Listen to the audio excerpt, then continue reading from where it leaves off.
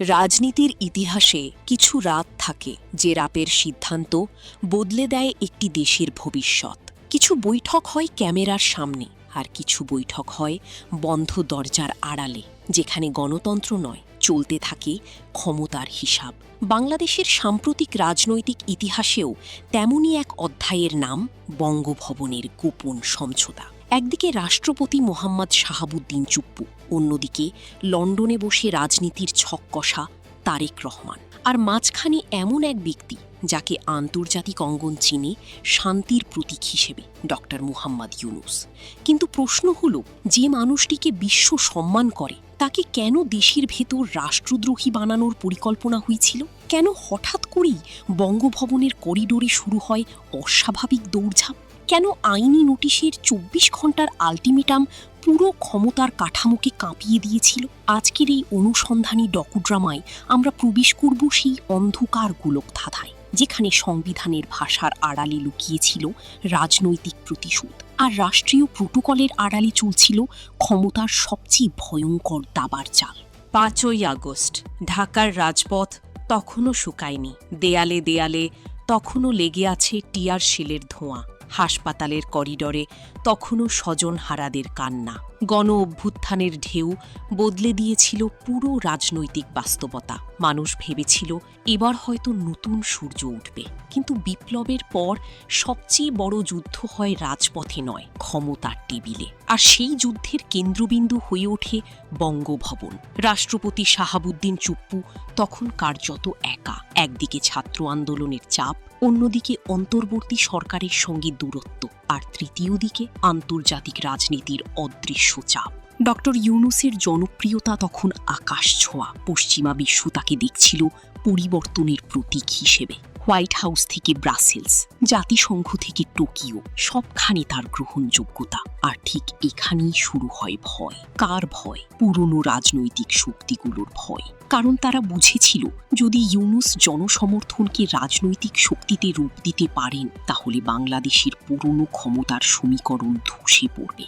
সেপ্টেম্বরের এক গভীর রাত, বঙ্গভবনের ভেতরে আলো জ্বলছে অস্বাভাবিকভাবে। প্রোটোকলের বাইরে কয়েকটি গাড়ি ঢুকছে, ফোন জমা রাখা হচ্ছে বাইরে, মোবাইল সিগন্যাল ব্লকার চালু। সেই রাতেই প্রথমবার আলোচনা হয় ডক্টর ইউনূসকে রাজনৈতিকভাবে থামানো দরকার। সূত্র বলছে, প্রথম পরিকল্পনা ছিল তাকে অসাংবিধানিক প্রভাব বিস্তারকারী ব্যক্তি হিসেবে উপস্থাপন করা। তারপর ধীরে ধীরে কথাটা আরও ভয়ঙ্কর রূপ নেয়, রাষ্ট্রদ্রোহ।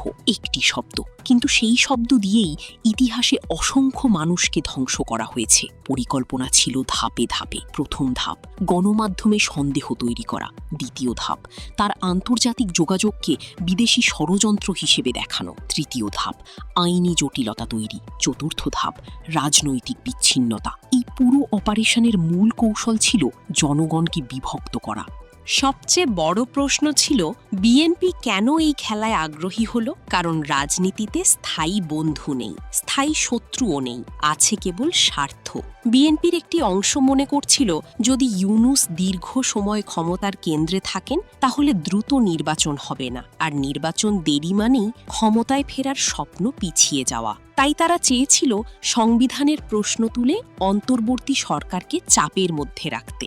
এই জায়গাতেই শাহাবুদ্দিন চুপ্পু হয়ে ওঠেন গুরুত্বপূর্ণ। কারণ রাষ্ট্রপতি পদ তখন ছিল পুরো সাংবিধানিক কাঠামোর শেষ অফিসিয়াল সিল। তাকে সরানো মানে ছিল নতুন অনিশ্চয়তা। তাই শুরু হয় এক অদ্ভুত রাজনৈতিক আঁতাত। যে চুপ্পুকে একসময় বিএনপি আওয়ামী লীগের দালাল বলতো, আজ তাকেই দরকার হয়ে পড়ে।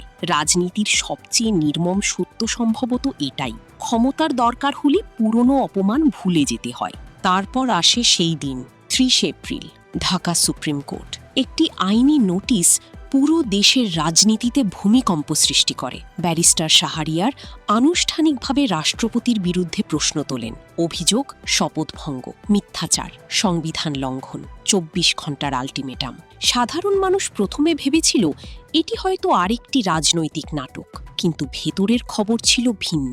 বঙ্গভবনের ভেতরে আতঙ্ক শুরু হয়ে যায়। কারণ তারা বুঝেছিল এবার বিষয়টি কেবল রাজনৈতিক সমালোচনা নয়, আইনি সংকটে রূপ নিতে পারে। রাষ্ট্রপতির ঘনিষ্ঠ মহলে জরুরি বৈঠক হয়, পুরনো ফাইল সরানো হয়, কিছু যোগাযোগ হঠাৎ বন্ধ হয়ে যায়। একাধিক কর্মকর্তা নীরবে দূরত্ব তৈরি করতে শুরু করেন। ক্ষমতার সবচেয়ে ভয়ঙ্কর মুহূর্ত হল যখন নিজের লোকেরাই বিশ্বাস হারাতে শুরু করে। রাজপথ তখনও শান্ত হয়নি। ছাত্র আন্দোলনের নেতারা নতুন করে সংগঠিত হতে শুরু করেন। নাহিদ ইসলাম সরাসরি অভিযোগ তোলেন, জুলাইয়ের হত্যাকাণ্ডে রাষ্ট্রীয় নীরবতা ছিল অপরাধের সহযোগিতা। এই বক্তব্য আগুনের মতো ছড়িয়ে পড়ে, কারণ মানুষ তখনও ভুলে যায়নি রাজপথের রক্ত। সোশ্যাল মিডিয়ায় নতুন প্রশ্ন উঠতে থাকে। রাষ্ট্রপতি কেন নীরব ছিলেন? কেন তিনি প্রকাশ্যে কোনো অবস্থান নেননি? কেন তিনি হত্যাকাণ্ড থামাতে দৃশ্যমান উদ্যোগ নেননি? এই প্রশ্নগুলো রাজনৈতিকভাবে ভয়ঙ্কর হয়ে ওঠে, কারণ একবার জনগণ নৈতিক বৈধতা নিয়ে প্রশ্ন তুললে আইনি ক্ষমতাও দুর্বল হয়ে যায়।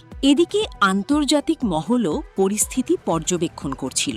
ওয়াশিংটন, ব্রাসেলস, জেনেভা সবখানেই আলোচনায় আসতে থাকে বাংলাদেশের পরিস্থিতি।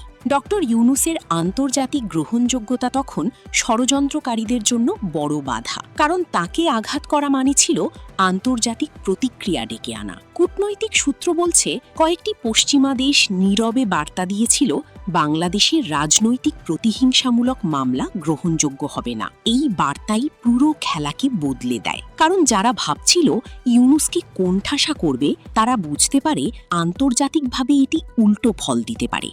ক্ষমতার খেলায় ব্যক্তিগত ইগো অনেক সময় সবচেয়ে বড় ফ্যাক্টর হয়ে ওঠে। শাহাবুদ্দিন চুপ্পুর ক্ষেত্রেও সেটাই হয়েছিল বলে অভিযোগ। ঘনিষ্ঠ সূত্রগুলো দাবি করে, তিনি মনে করতেন ডক্টর ইউনূস তাকে যথেষ্ট গুরুত্ব দেন না।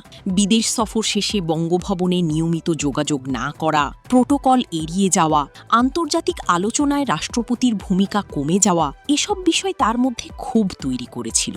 আর সেই ক্ষোভ ধীরে ধীরে রাজনৈতিক প্রতিহিংসায় রূপ নেয়। বাংলাদেশের ইতিহাসে এর আগেও আমরা দেখেছি ব্যক্তিগত অপমান কখনো কখনো রাষ্ট্রীয় সংকটে রূপ নেয়, কিন্তু তারপর হঠাৎ চিত্র পাল্টে যায়। যে ইউনূসকে রাষ্ট্রদ্রোহী বানানোর কথা হচ্ছিল, তাকেই এখন সমঝোতার প্রতীক হিসেবে ভাবা শুরু হয়। কেন? কারণ জনমত বদলে গিয়েছিল। মানুষ বুঝতে শুরু করেছিল এটি কেবল রাজনৈতিক লড়াই নয়, বরং পুরনো ক্ষমতা কাঠামো বনাম পরিবর্তনের লড়াই। আর ঠিক তখনই ষড়যন্ত্রকারীরা ভয় পেতে শুরু করে, কারণ জনতার আবেগ একবার বিস্ফোরিত হলে কোনো রাজনৈতিক দল তাকে পুরোপুরি নিয়ন্ত্রণ করতে পারে না।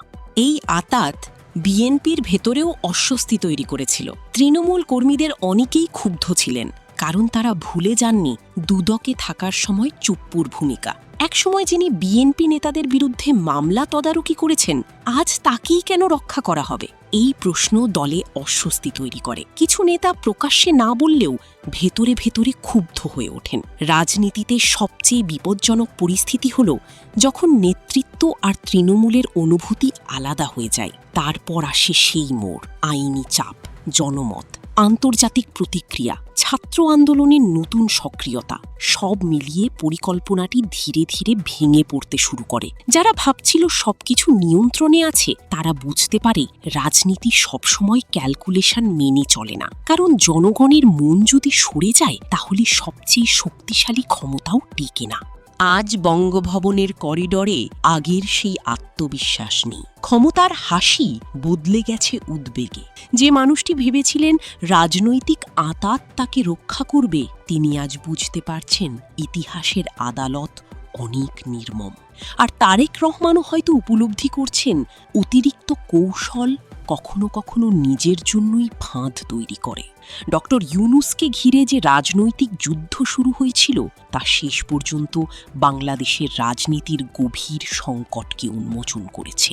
এই লড়াই কেবল ব্যক্তি বনাম ব্যক্তি নয়, এটি ছিল পুরনো ক্ষমতা বনাম নতুন প্রত্যাশা, আতঙ্ক বনাম জনমত, আর অন্ধকার বনাম স্বচ্ছতার লড়াই। কিন্তু গল্প এখানেই শেষ নয়, কারণ বাংলাদেশের রাজনীতিতে শেষ দৃশ্য বলে কিছু নেই। প্রতিটি সমাপ্তির আড়ালে লুকিয়ে থাকে নতুন আরেকটি অধ্যায়।